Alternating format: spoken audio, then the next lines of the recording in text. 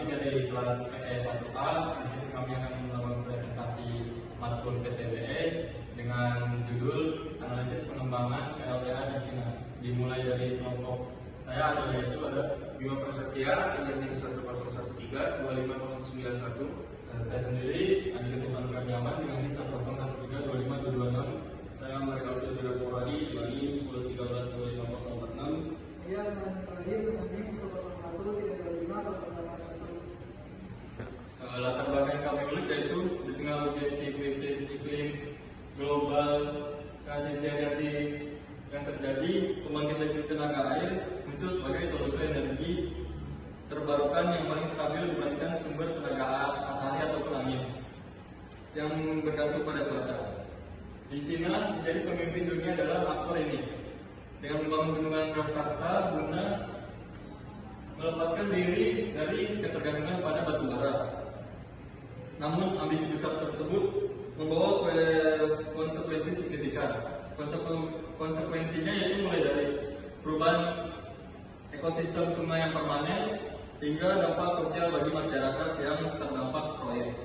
Oleh karena itu, dampak itu melakukan analisis terhadap pengembangan PLTA di Cina sangat penting untuk memahami bagaimana menyeimbangkan ambisi energi bersih dan keberlanjutan lingkungan dan mensejahterakan sosial di masa depan.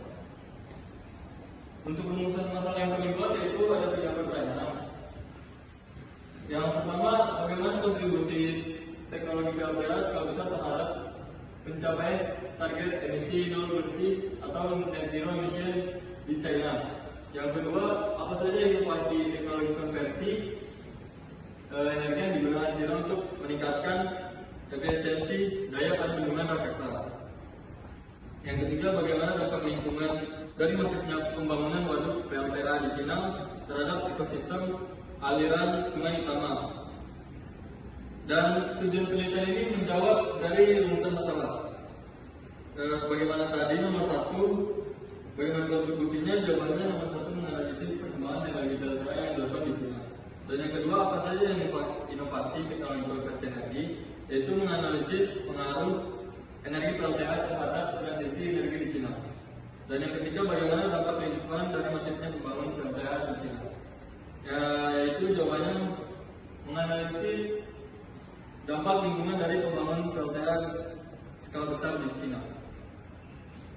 Oke, untuk selanjutnya itu ada pertumbuhan kapasitas. Cina mengukuhkan dominasi globalnya di sektor hidroelektrik dengan kapasitas terpasang mencapai 436 GW yang didorong oleh pergeseran strategis ke arah pumped storage hydropower atau PSH sebagai solusi penyimpanan energi skala besar.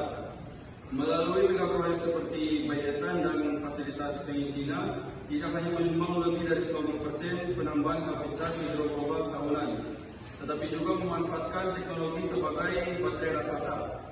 Untuk menstabilkan fluktuasi energi surya dan angin, langkah masif ini memperlebar jarak dengan pesaing internasional sekaligus memperkuat infrastruktur pendukung ambisi net zero melalui integrasi energi terbarukan yang paling canggih di dunia.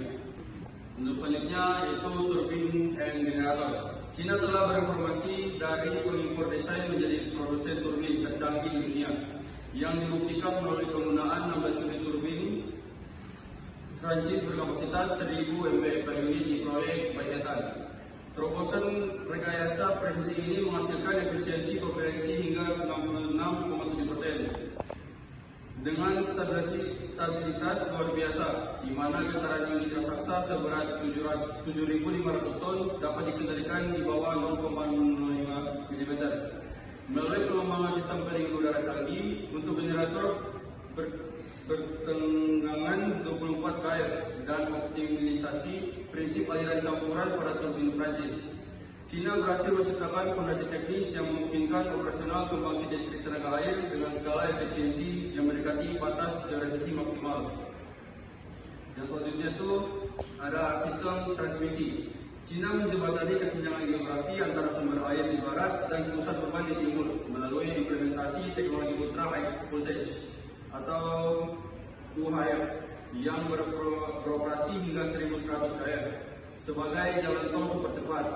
Energi Infrastruktur UHF ini mampu mengirimkan daya 5 kali lebih besar dengan kehilangan energi yang ditekankan hingga 40%. Dibandingkan sistem konvensional sekaligus hemat penggunaan lahan hingga 60%. Kecanggihan transmisi jarak jauh ini menjadi mata rantai terakhir yang mengintegrasikan potensi air masif dan efisiensi turbin presisi ke dalam jaringan listrik nasional yang kokoh dan efisien. Oke, lanjut itu teknologi pump storage hydropower. Teknologi pump storage hydropower atau PSH telah menjadi pilar utama stabilitas jaringan listrik di Cina. Berfungsi sebagai baterai raksasa untuk mengatasi sifat intermittent energi terbarukan melalui sistem dua waduk dengan ketinggian berbeda. Mengambil contoh fasilitas Pengni yang memiliki kapasitas 3,6 GW. Sistem ini bekerja dalam dua mode. Mode pompa yang menyerap kelebihan beban listrik untuk menaikkan air ke waduk atas, dan mode pembangkit yang melepas air tersebut untuk memutar turbin saat terjadi lonjakan permintaan. Inovasi reversible pump turbin atau RPT modern ini telah meningkatkan efisiensi operasional hingga 81%, memungkinkan sinkronisasi jaringan yang sangat cepat dan menyediakan fungsi break start yang krusial bagi keamanan energi nasional.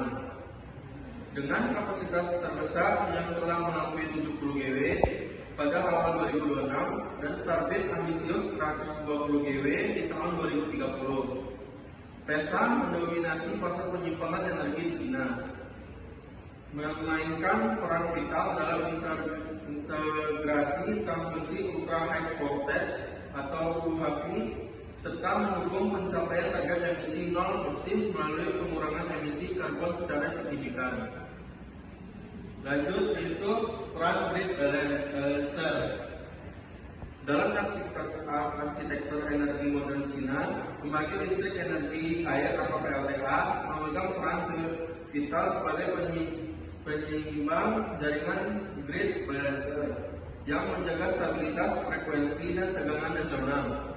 Di tengah integritas energi terbarukan variabel atau FRE, melalui fleksibel operasional yang mampu menyesuaikan daya hingga 100%. Dalam waktu kurang dari 5 menit, serta penggunaan sistem pump storage hydropower atau PSH sebagai baterai raksasa.